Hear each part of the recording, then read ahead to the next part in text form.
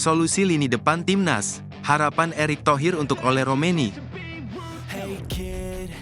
Striker keturunan Indonesia-Belanda, Ole Roemeny, resmi menjadi warga negara Indonesia. Ia bersama dua pemain muda berbakat, Tim G.I. Pence dan Dion Marks, telah menjalani sumpah kewarganegaraan. Upacara sakral ini berlangsung di London, lokasi yang dipilih karena Roemeny masih aktif bermain untuk klub Oxford United di Inggris. Dengan status barunya sebagai WNI, Roemeny selangkah lebih dekat untuk memperkuat timnas Indonesia di level internasional. Keputusan naturalisasi Roemeny disambut baik oleh Ketua Umum PSSI, Erick Thohir, yang bersyukur karena proses ini berjalan lancar sesuai rencana. Pemain kelahiran tanggal 20 Juni tahun 2000 ini diharapkan dapat menambah ketajaman lini depan timnas Indonesia, terutama dalam menghadapi laga-laga penting di kualifikasi Piala Dunia 2026 putaran ketiga. Kehadirannya diyakini bisa memberikan dimensi baru dalam strategi permainan dan meningkatkan daya serang skuad Garuda.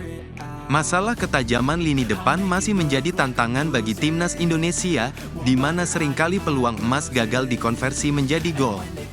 Dengan bergabungnya Roemeny, harapan besar disematkan padanya untuk membantu menyelesaikan permasalahan ini. Semoga dengan kehadiran Ole Roemeny di timnas Indonesia, daya gedor skuad Garuda semakin tajam dan bisa memberikan dampak yang positif bagi timnas Indonesia, ujar Erick Thohir.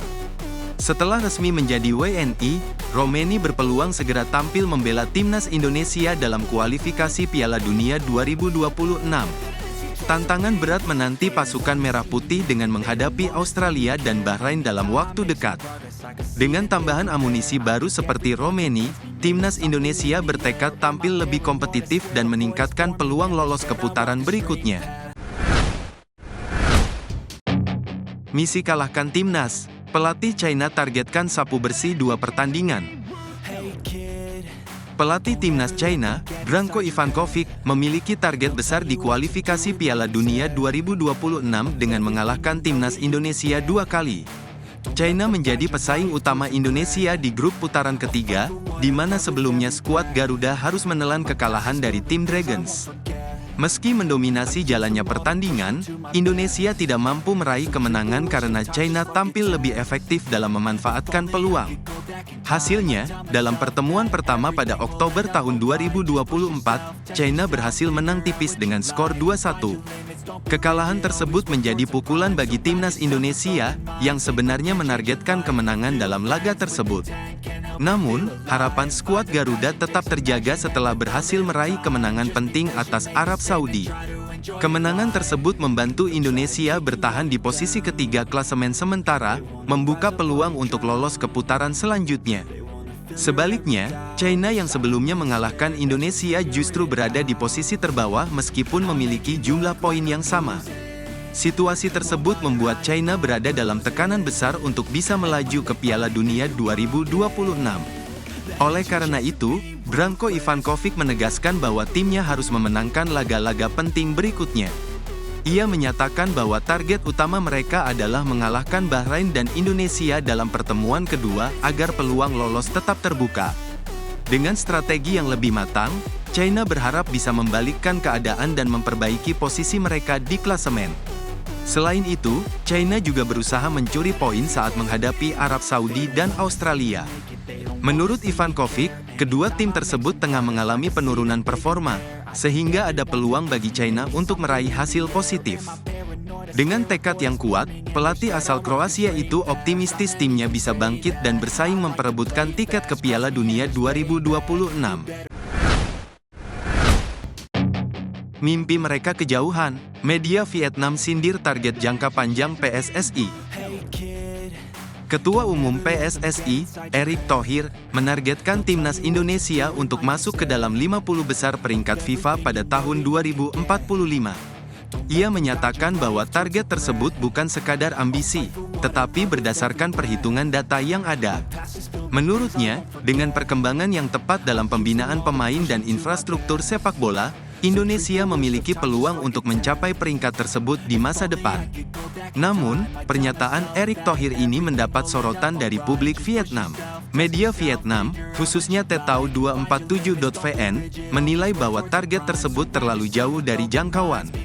Mereka mengingatkan bahwa posisi terbaik timnas Indonesia dalam sejarah adalah peringkat 85 FIFA pada Oktober tahun 1998.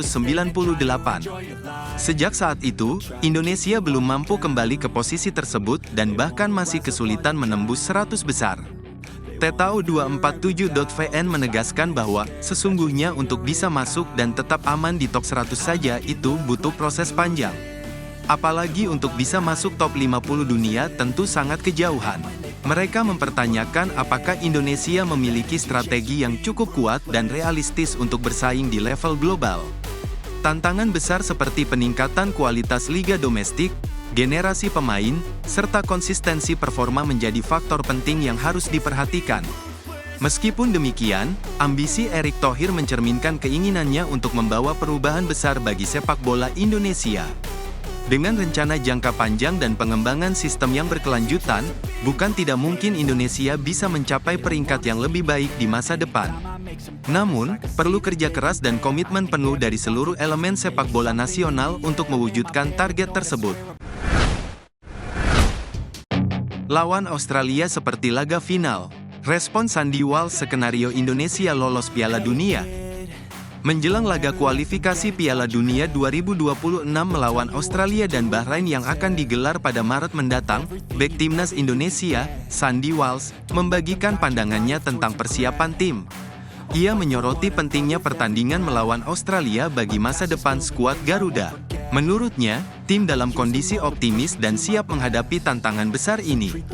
Sandy mengungkapkan bahwa dirinya serta rekan-rekan di timnas Indonesia tetap percaya diri dengan peluang mereka untuk lolos ke Piala Dunia.